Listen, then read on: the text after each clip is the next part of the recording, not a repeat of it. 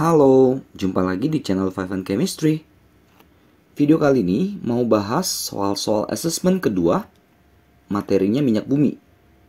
Materi kimia kelas 11 semester 1 biasanya diajarkan ya.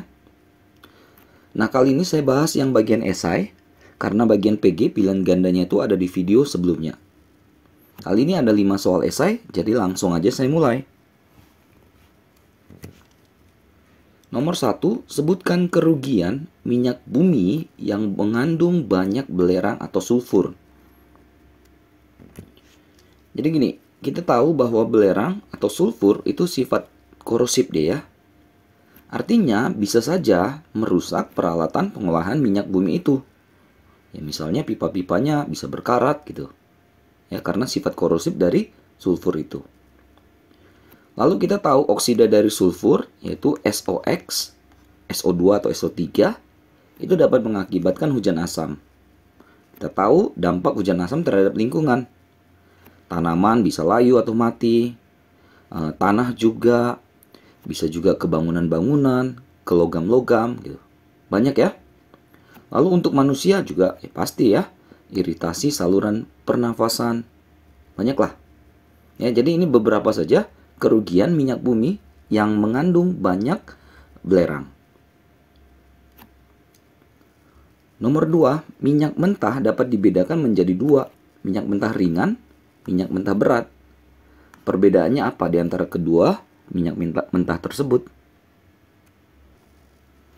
Nah, minyak mentah ringan dengan berat itu biasanya dibedakan atas dasar kadar dari logam maupun belerang yang dikandungnya. Kalau minyak mentah ringan itu kadar logamnya dan kadar belerangnya itu lebih rendah dibandingkan dengan minyak mentah yang berat. Kadar logamnya itu lebih tinggi, belerangnya juga lebih tinggi. Massa jenis minyak mentah ringan itu ya lebih kecil dari 900 kg per meter kubik atau sekitar 0,9 ya gram per cm kubik. Lebih encer ya, karena viskositasnya lebih rendah.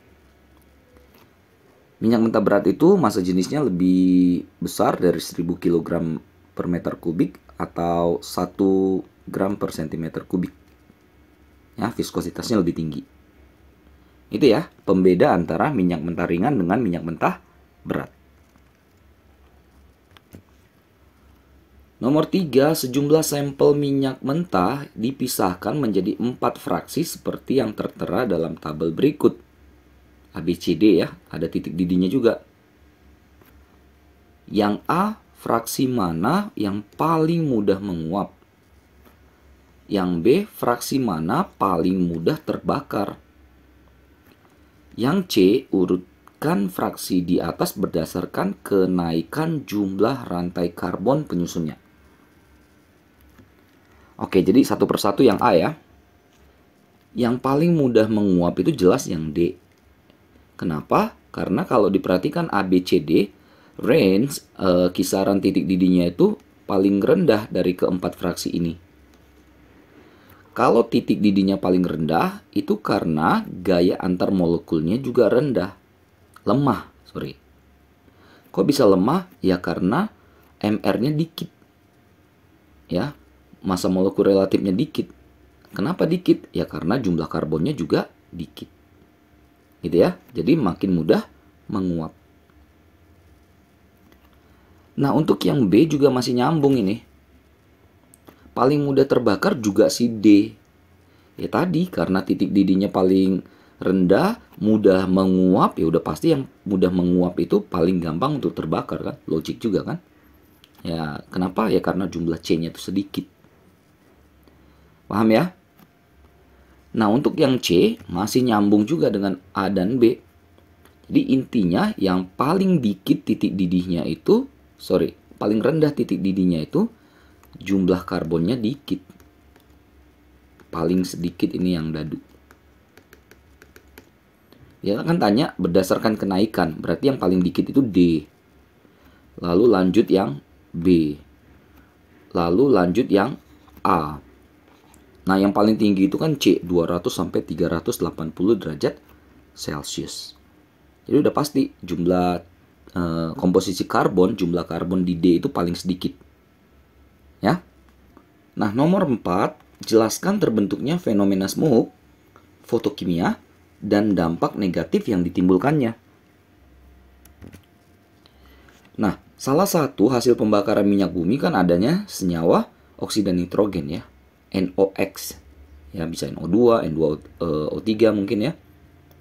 Nah, senyawa-senyawa oksida ini, gas-gas ini di udara dapat bereaksi dengan senyawa organik yang mudah menguap, senyawa organik yang volatile.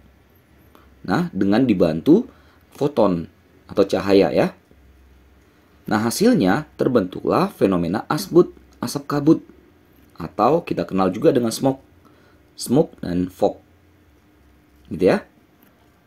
Asbut atau smoke inilah yang dapat mengurangi daya pandang kita, mengakibatkan iritasi juga pada mata, gangguan saluran pernapasan, jaringan paru-paru, dan untuk tanaman ya pasti bisa jadi layu. Jadi banyak dampak negatif yang dihasilkan oleh si smoke itu. Itu ya untuk nomor 4-nya. Terakhir nomor 5, mengapa kita harus berhemat dalam menggunakan bahan bakar fosil? Dan kenapa harus cari bahan bakar alternatif penggantinya? Jadi kan bahan bakar fosil itu, yang pertama dia bersifat non-renewable. Artinya dia nggak bisa diperbarui. Jadi suatu saat itu bisa langka. Jadi sebenarnya alasannya ini, lama-kelamaan dia langka atau sulit didapat. Ya.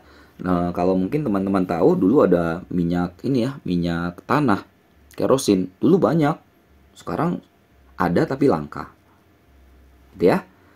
Satu lagi yang penting adalah kenapa harus cari bahan bakar alternatifnya. Bahan bakar fosil itu pembakarannya itu menghasilkan gas-gas atau partikel yang berbahaya untuk lingkungan.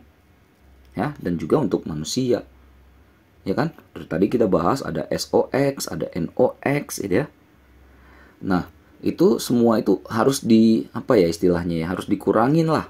Harus dihemat penggunaannya. Satu, nggak jadi langka. Kedua, nggak terlalu berefek terhadap lingkungan. Gitu ya. Nah, bahan-bahan alternatif yang dicari itu sebenarnya adalah tujuannya ya untuk mengantisipasi kelemahan dari yang bahan bakar fosil. Jadi harus dapat diperbaharui atau renewable. Dapat ramah lingkungan, ya kan, mengurangi efek rumah kaca. Kan terasa banget sekarang ya panasnya itu karena CO2 itu hasil pembakaran dari bahan bakar fosil. Nah, jadi peneliti-peneliti itu mulailah pakai bioetanol, biodiesel, hidrogen, bahkan geothermal. Ya, pasti ada yang lain-lain lagi. Ya, untuk mengantisipasi si bahan bakar fosil itu. Itu ya, kurang lebih penjelasan saya untuk soal nomor 1 sampai nomor 5. Mudah-mudahan teman-teman bisa mengerti, bisa paham. Mudah-mudahan bisa bantu buat teman-teman yang sedang belajar materi ini. Mohon maaf ya kalau ada kesalahan kekurangan, cuma niat bantu saja ya. Jangan lupa cek terus update terus video-video terbaru lainnya di channel Five and Chemistry ini. Sampai jumpa dan bye-bye.